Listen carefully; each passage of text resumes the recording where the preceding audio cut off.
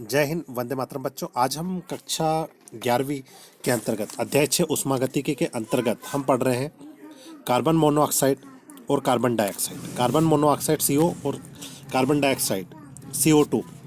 उसके बाद है अपना N2O नाइट्रस ऑक्साइड। क्या नाम है इसका? N2O का नाइट्रस ऑक्साइड। साथ में अगला है हमारा N2O4 die nitrogen tetroxide. Die nitrogen tetroxide की विचलन एंथैल्पी क्रमशः, ये इन सब की विचलन एंथैल्पी दे रखी है। मतलब आप देखोगे कि कार्बन मोनोऑक्साइड की कितनी -110, कार्बन डाइऑक्साइड की कितनी -393, इसकी नाइट्रस ऑक्साइड की कितनी है 81, और डाई नाइट्रोजन टेट्राऑक्साइड की कितनी है 9.7 किलो मोल इनवर्स। तो हमें इसमें विचलन एंथैल्पी का मान ज्ञात करना। तो आपको करना कुछ नहीं, हम जानते हैं, ये फार्मूला लिख देना है। फार्मूले में आप सिर्फ ये इनके मान रख दो। क्या करोगे आप? इनके मान रख दो और ये उत्तर आ जाएगा अपना। तो यहाँ पर अपना पहला क्वेश्चन कंप्लीट होता है। आइए दूसरे सवाल पर आते। ये हमारा दूसरा सवाल है। आप दूसरे सवाल में देखोगे कि मेंथेनॉल CH3OH, क्या है? मेंथेनॉल CH3OH का जो है, इसको थोड़ा सा एक सेकंड में जूम कर दूं। इस निम्नलिखित आंकड़ों की CH3OH की मानक विचलन एंथैल्पी ज्ञात करनी है अपने को। ठीक है, तो आप गौर कीजिए।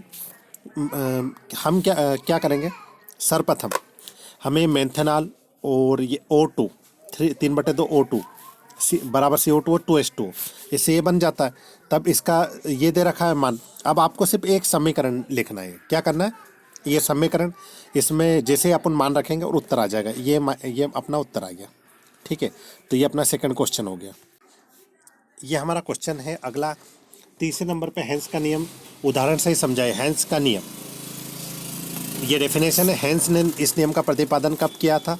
आप खुद देख सकते हो, सन 1840 ईस्वी में। कब किया था? 1840 में।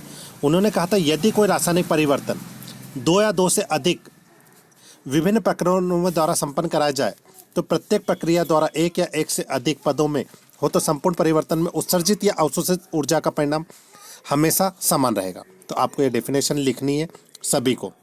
ठीक, ये आप इसको इस तरीके से, यहाँ से ये सिद्धांतिक माने कि माना कि एक पदार्थ, एक कोई पदार्थ को का Z में परिवर्तन करते हैं। काय में? ये Z में परिवर्तन कर दिया। ठीक है, तब एक कोई पदार्थ जिसका Z में परिवर्तन किया, तो पहली विधि में सीधे अथवा दूसरी विधि में कई स्टेप्स, जैसे A से B, B से C और C से Z तो कराया जाए, तो सीधे परिवर्तन में A से Z में Q1 उष्मा और कई स्टेप में कराते हैं, तब भी इतनी ही उष्मा लगती है। ये इसका गणितीय रूप है। आप सभी अपना इसका गणितीय रूप भी लिख दीजिएगा। ठीक है, चलो इसके आगे, इससे आगे अपने को यहाँ से लिखना है। ठीक है, ये दिख ही रहा है इसके आगे। ठीक है, ये जरूर लिख देना। और ये इसके निष्कर्ष है। ठीक है, ये निष्कर्ष भी अपने को लिखना है।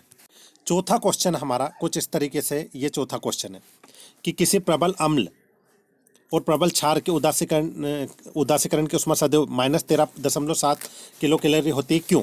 ये आपका, तो उत्तर हम लिखेंगे जल तथा लवण NaOH और HCl, ये उदाहरण में लिख देना। उष्मा सदैव निश्चित, क्योंकि एक ये देखो, ये हो गया अपना प्रबल क्षार और ये हो गया प्रबल अम्ल। इन दोनों को आपस में मिलाएंगे तब हमेशा लवण बनेगा, और क्या बनेगा? पानी।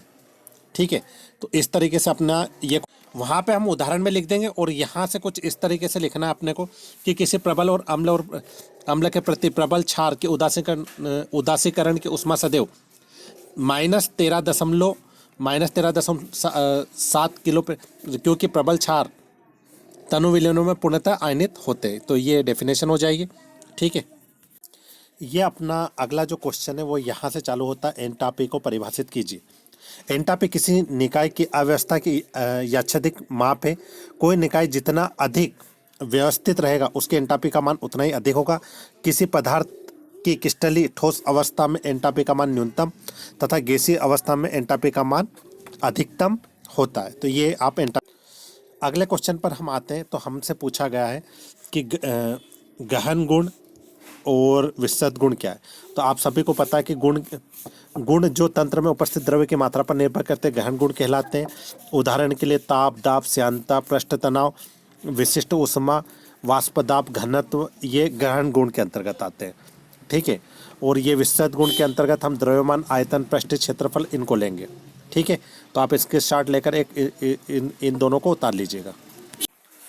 ये अपना उदासीकरण की ऊष्मा का क्वेश्चन है।